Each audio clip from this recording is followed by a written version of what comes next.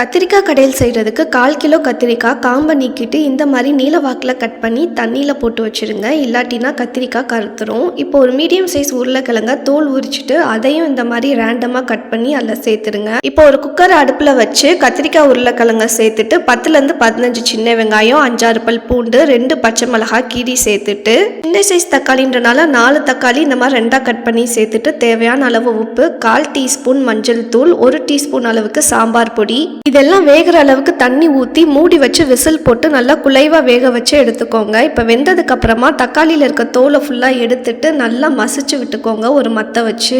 ஒரு தாளிப்பு கரண்டியில் எண்ணெய் ஊற்றி எண்ணெய் காஞ்சோன்னா கடுகு பொரிஞ்சோன்னா கறிவேப்பிலை சேர்த்துட்டு 1/4 டீஸ்பூன் சோம்பு, 1/2 டீஸ்பூன் சீரகம், 1/4 டீஸ்பூன் பெருங்காயத்தூள், 2 வரமிளகாய் இது எல்லாத்தையும் சேர்த்து தாளித்து கடையில் சேர்த்து நல்லா கலந்து விட்டுக்கோங்க.